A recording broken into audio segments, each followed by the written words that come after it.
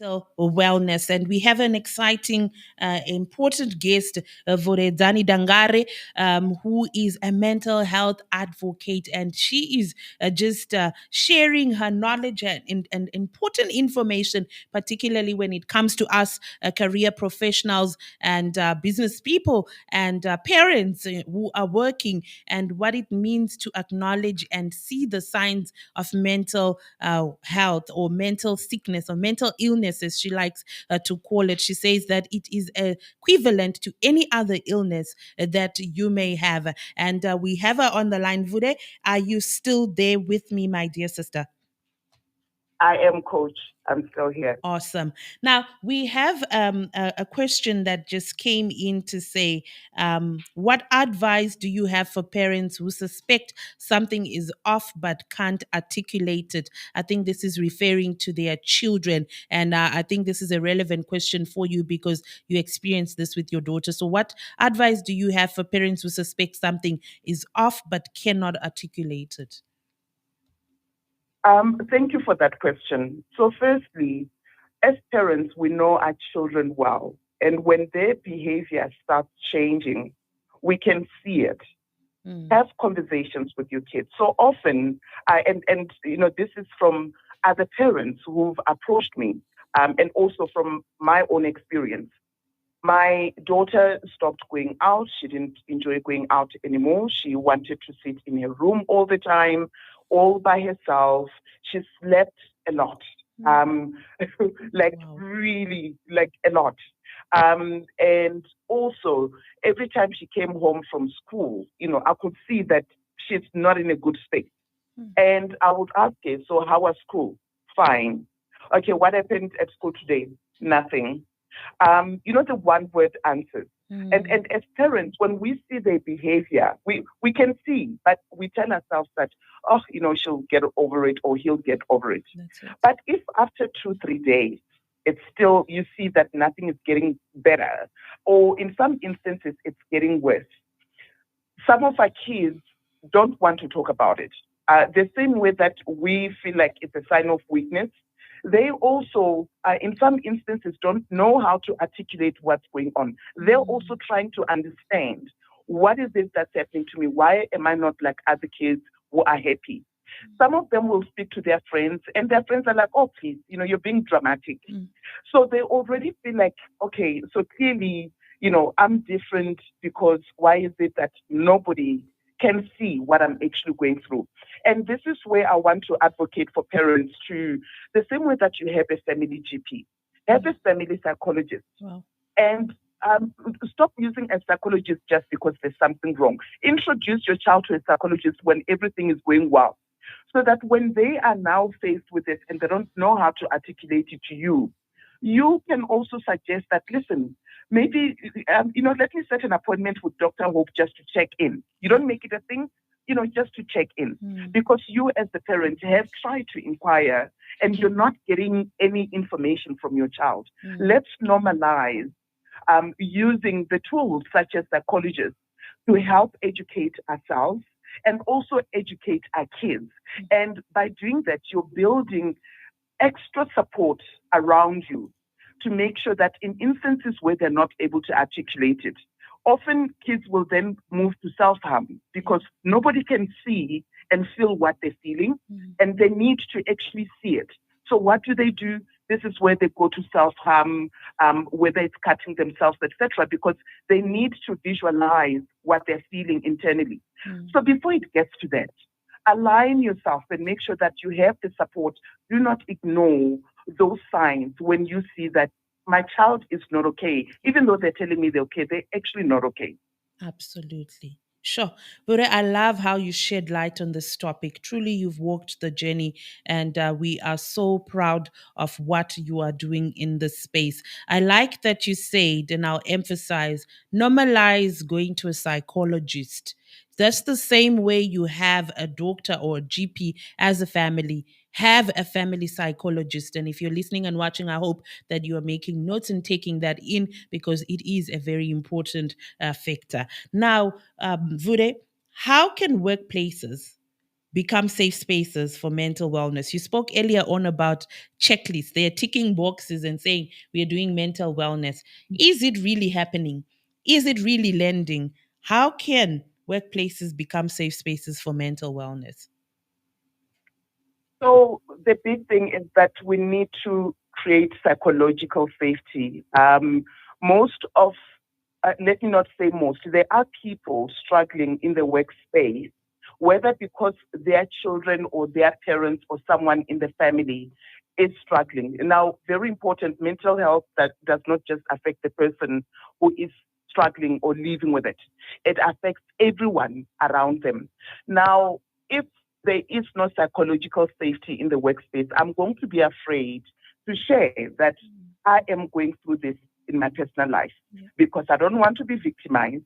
I don't want to be overlooked when there's an opportunity for a promotion, because you don't want someone to think, oh, you know what, she's going through personal issues. I don't think she can actually, handle or manage the workload that comes with promotion. And because of those challenges, people suffer in silence.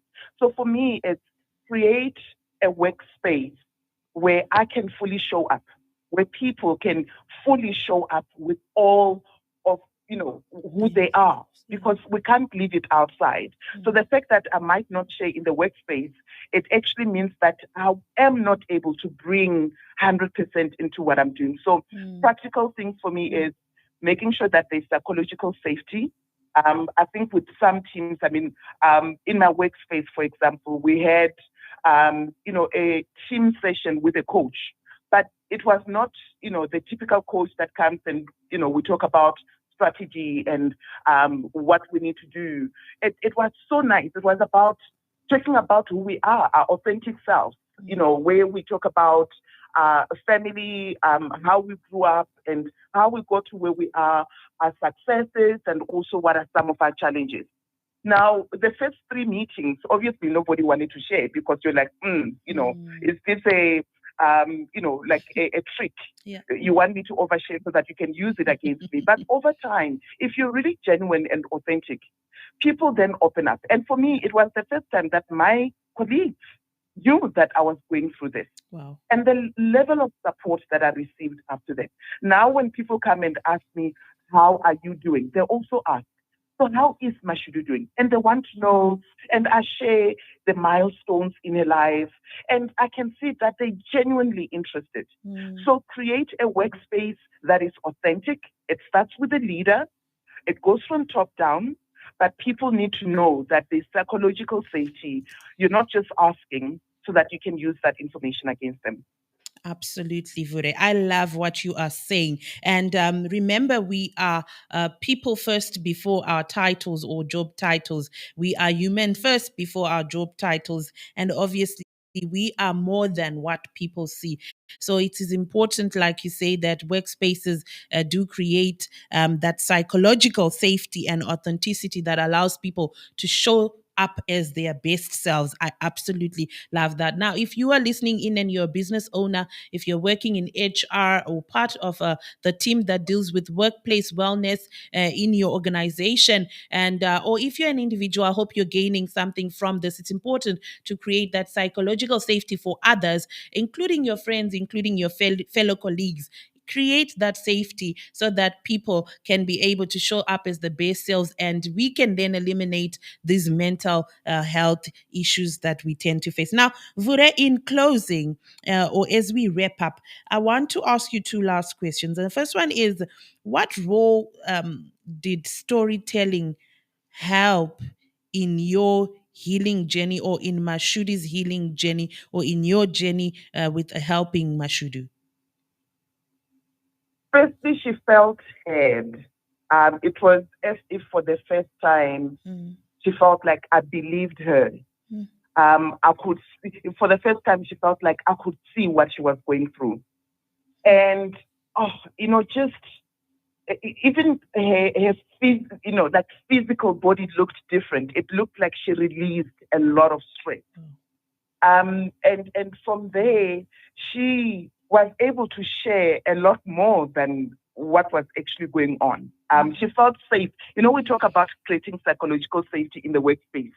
even with our kids in our families. Mm. We need to create that because for the first time, it was like, oh my goodness, my mom is here for me. I can tell her everything. Wow. I can actually offload all of it. Wow. And secondly, it was also healing for her and for me. Mm. And I say for me because I also went through this with her. When she was depressed, I was depressed with her.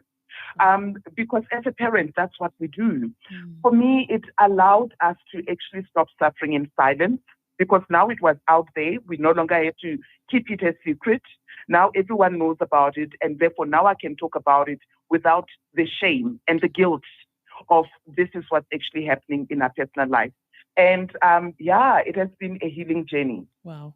Beautiful. Beautiful, Vure. I like that she felt safe. And it's important to also create those safe places in our homes for our children. And closing, Vure, please tell us in your own words where you think Africa is going with mental wellness and mental health issues and challenges. Where do you think that Africa is going, particularly in the workspace and workplace or in the lives of career people and professionals? Where are we going? And do you think there's hope because you are one of those advocates for mental health? Is there hope in Africa? Because it's in Africa where we see the discrimination and the stigma and people not understanding this illness and people taking it for granted.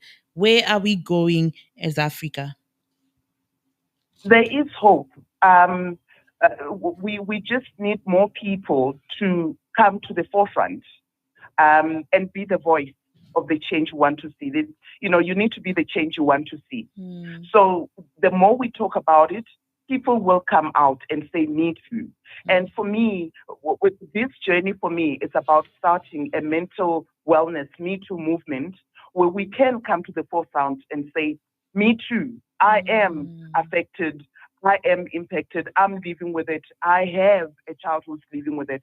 And because of that, there is hope. Yes, more needs to be done from the Department of Health perspective, from the Department of Education and Department of Arts and Culture. It's not a solo mission. Mm. All of us, we need to rally together. And this conversation is one step forward. And thank you so much for creating space for that.